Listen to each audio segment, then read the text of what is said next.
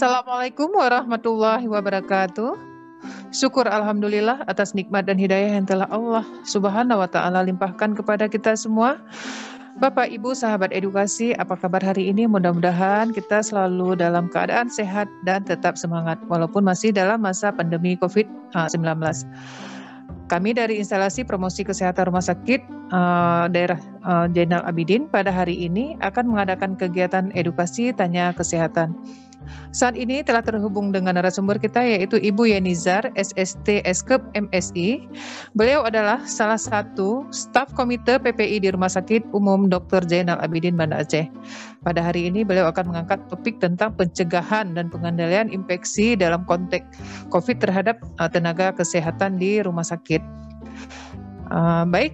Assalamualaikum Ibu Yenizar. Waalaikumsalam Bu Dewi. Apa kabar? Alhamdulillah sehat. Ibu Yeni sendiri gimana? Sehat? Alhamdulillah sehat. Alhamdulillah. Pada hari ini kita akan bincang-bincang sedikit nih tentang pencegahan dan pengendalian infeksi nih Bu Yeni ya. Iya boleh. Kita langsung masuk ke permasalahannya terus tentang pencegahan dan pengendalian infeksi nih. Selama ini kan kita memang lagi sibuk-sibuknya nih lagi dalam keadaan wabah. Jadi gencar-gencarnya kita membicarakan tentang infeksi, khususnya infeksi COVID ya Bu Yen ya. Iya. Pertanyaan pertama yang ingin saya tanyakan mungkin bagaimana pencegahan infeksi bagi tenaga yang bekerja di area Pinere. Silakan Bu. Boleh. Ini kita jawab langsung atau kita paparkan dulu? Boleh, dipaparkan sedikit pengantarnya, boleh, habis itu dijawab gitu boleh. Boleh, ya. Assalamualaikum warahmatullahi wabarakatuh. Ya. Waalaikumsalam warahmatullahi wabarakatuh. Terima kasih buat tim PKMRS Rumah Sakit Umum Zainal Abidin. Hari ini kita akan sedikit mengupas tentang pencegahan dan pengendalian infeksi PPI dalam konteks COVID-19 untuk petugas kesehatan. Ya, yang kita ketahui latar belakangnya di mana petugas kesehatan kurang sering ya terpapar dari kasus COVID yang lebih banyaknya yaitu tenaga kesehatan yang kehilangan nyawa karena hampir di seluruh dunia itu terpapar kasus COVID-19. Ya. Risiko terbesar infeksi COVID-19 dalam pekerjaan bagi tenaga kesehatan yaitu awalnya terlambat mengetahui atau menduga pasien dengan COVID-19 bekerja di departemen yang berisiko tinggi. Contohnya kalau kita sekarang lagi bekerja di Pinere ya, seperti itu. Jadi jam kerjanya lebih lama, awal-awal kita bekerja, mungkin tenaga kesehatan yang masih kurang untuk mengetahui bagaimana proses penanganan COVID-19 di area Pinere. Jadi kepatuhan yang kurang optimal bisa juga terhadap tindakan pencegahan dan pengendalian infeksi. Contohnya menggunakan alat pelindung diri ya yang tidak tepat, kurangnya atau penggunaan alat pelindung diri yang tidak maksimal APD yang disediakan. Jadi yang tadi pertanyaan tentang bagaimana pencegahan infeksi, upaya ya? Ya, ini bagaimana cara pencegahan infeksi bagi petugas kesehatan di Pinere? Iya, upaya pencegahannya yang paling utama adalah kita harus memberikan sosialisasi yang utama pada petugas. Dalam program PPI itu ada beberapa program termasuk di dalamnya edukasi pendidikan dan pelatihan. Jadi petugas sebelum terjun ke lapangan menangani kasus COVID, mereka harus difasilitasi atau diberikan pendidikan dan pelatihan. Contohnya yaitu kita kerjasama dengan tim Diklat. Kita mengajarkan semua staf itu tentang bagaimana penggunaan alat pelindung diri yang tepat untuk petugas yang menangani pasien COVID yang terkonfirmasi ya. Yang kedua, bagaimana Sapras yang mendukung untuk supaya ruangan itu baik. Contohnya apa? Ruang isolasi yang tepat. Ya, itu ada upaya-upaya yang harus disediakan. Ada lagi beberapa yang harus dilakukan oleh petugas, yaitu mematuhi kewaspadaan standar. Yang kewaspadaan standar terdiri dari hand hygiene, respiratory hand hygiene, menjaga jarak fisik ya, yang seperti program protokol pemerintah, cuci tangan, jaga jarak, terus satu lagi memakai masker, itu wajib. Mengurangi dan mengatur pekerjaan dengan kapasitas, pembersihan desinfektan rutin di lingkungan itu penting sekali. Itu beberapa upaya ya, supaya tidak penularan infeksi. Ya, bagaimana Bu Dewi? Ya, baik Bu Yeni, bisa dijelaskan ini yang ingin kami tanyakan lagi mungkin menyangkut upaya-upaya juga ya, upaya-upaya yang dilakukan oleh komite PPI itu sendiri terhadap pemutusan mata rantai penularan infeksi COVID pada tenaga kesehatan. Mungkin bisa dijelaskan, dirincikan lagi lebih dalam gitu. Iya, terima kasih. Kita punya komite di Rumah Sakit Umum Zainal Abidin, Komite PPI Pencegahan dan Pengendalian Infeksi. Ketuanya Dr. Beni Kurnia SPTHT KL. Beliau ada wakilnya Dr. Bukhari SPPK, dan ada beberapa IPCN di Rumah Sakit Umum Zainal Abidin. Di dalam program yang tadi saya sudah sebutkan, salah satunya adalah pendidikan dan pelatihan ya. Upaya yang dilakukan ya seperti itu, kita mengajarkan bagaimana mereka menggunakan alat pelindung diri yang tepat, pembersihan dan desinfeksi ruangan secara rutin. Itu kita mengajarkan semua, dari pertama perawat, dokter, cleaning service, tenaga kesehatan lainnya, semua diajarkan bagaimana menggunakan alat pelindung diri yang tepat. Ya, pembersihan dan desinfeksi itu kita ajarkan di lingkungan yang memang kontak dengan pasien pinere. Contohnya perawat, itu kita tetap ajarkan. Cleaning service, itu tetap harus dibekali dengan ilmu bagaimana mendesinfeksi ruangan yang setelah ditempati oleh pasien. Terus bagaimana kalau untuk petugas yang sudah kontak dengan pasien COVID, bagaimana penanganannya? Mereka harus setelah menggunakan APD, kontak dengan pasien, mereka harus mandi dulu. Itu diberikan pembekalan juga supaya tidak membawa infeksi ke lingkungan dan keluarga. Ya, baik. Ini Bu Yeni, kita tahu selama ini kan banyak juga petugas kesehatan yang sudah terjangkit ya dengan virus corona. Jadi apa sih kiat-kiat kita sebagai tenaga kesehatan selain protokol kesehatan yang sudah ditetapkan oleh pemerintah dan dari komite, kiat-kiat apa lagi yang harus dilakukan oleh seorang tenaga kesehatan itu, kiat-kiat lain gitu? Untuk kita petugas kesehatan yang paling penting adalah yang pertama, kita harus siap fisik, sehat fisik, sehat mental ya, psikologis. Jadi kalau kita punya pikiran yang psikis terganggu, imun kita jelas drop ya, menurun. Jadi kita selain protokol kesehatan, kita harus melihat dulu bagaimana teknik kita membersihkan alat, itu paling penting. Bagaimana membersihkan lingkungan, dengan cairan apa, itu harus ditetapkan dulu. Makanya dari tim PPI kita sudah memberikan beberapa kebijakan atau SPO tentang bagaimana membersihkan peralatan medis atau non medis dan bagaimana teknik kita melakukan dekontaminasi permukaan seperti itu.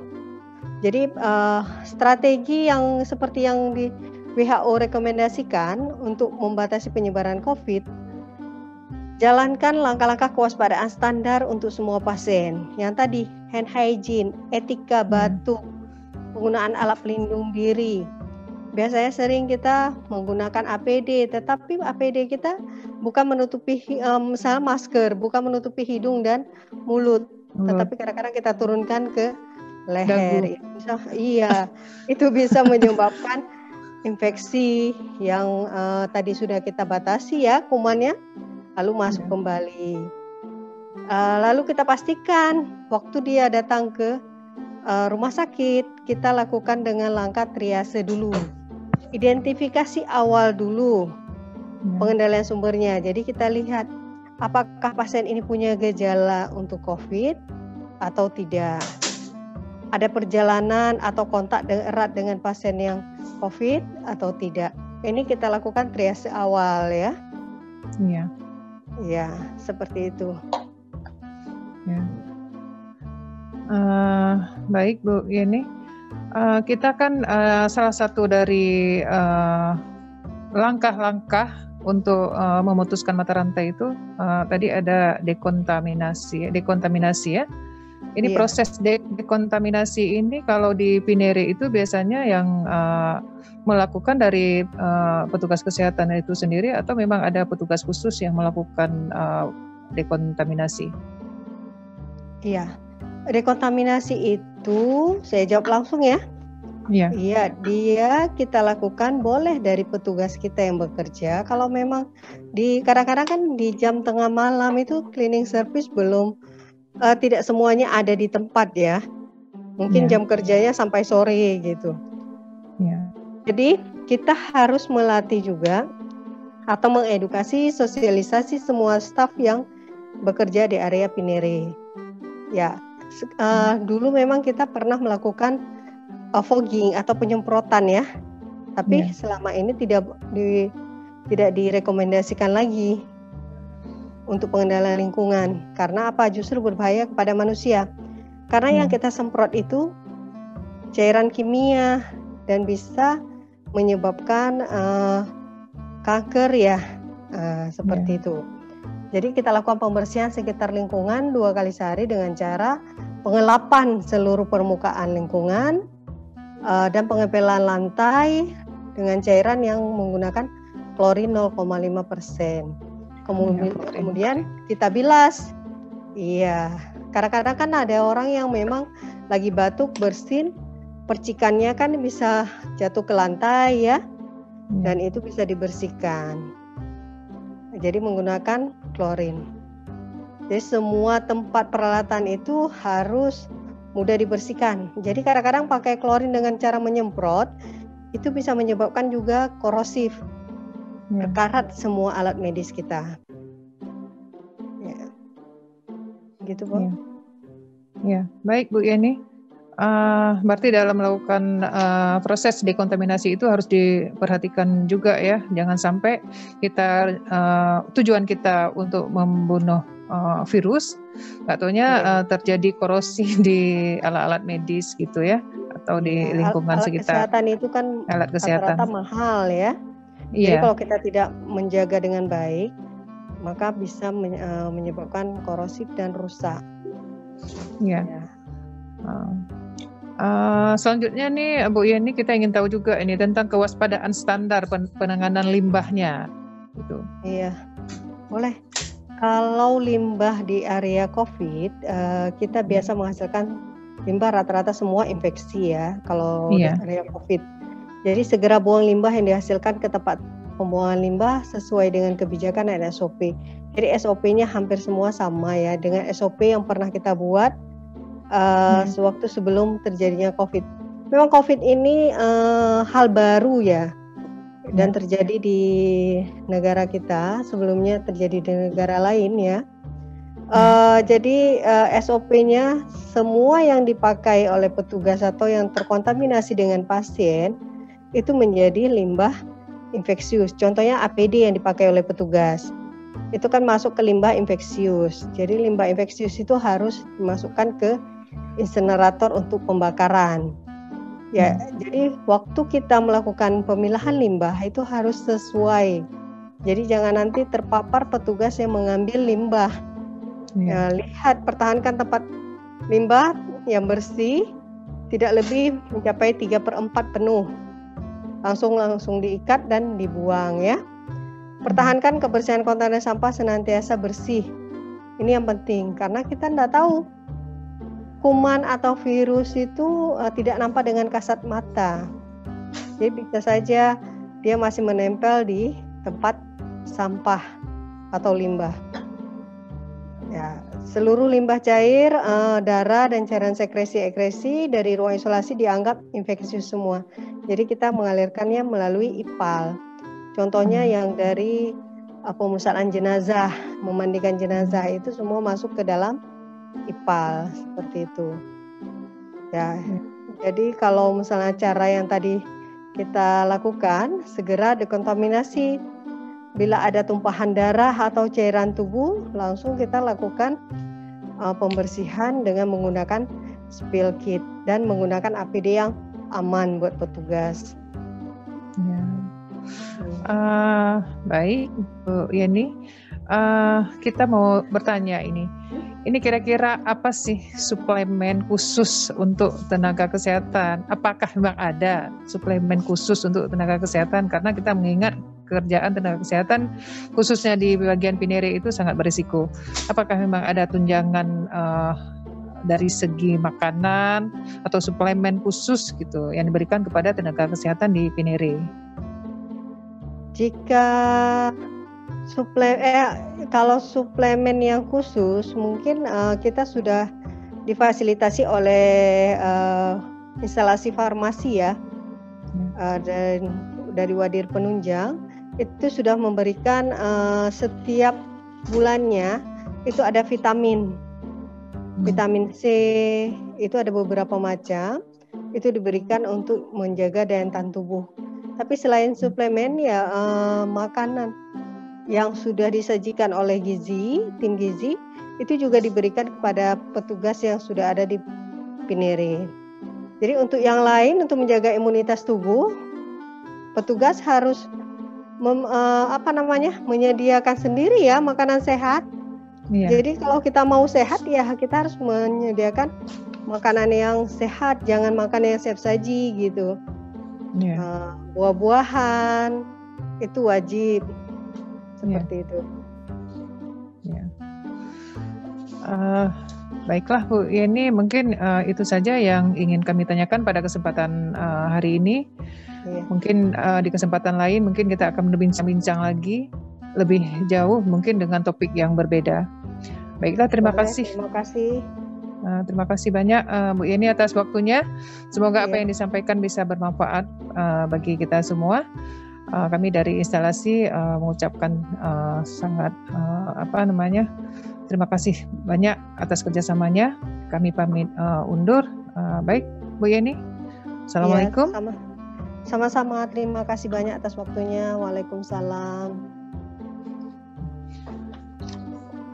Demikian tadi pemaparan dari narasumber kita yaitu Ibu Yeni Zar, SST, Eskep MSI. Semoga bermanfaat bagi kita dan beliau telah menjelaskan bagaimana kiat-kiat atau langkah-langkah agar tenaga kesehatan di Pinere itu terhindar dari infeksi COVID. Terima kasih juga kami ucapkan kepada Bapak Ibu atas perhatiannya. Kami dari instalasi promosi kesehatan rumah sakit pamit undur. Wabillahi taufik wal hidayah. Wassalamualaikum warahmatullahi wabarakatuh.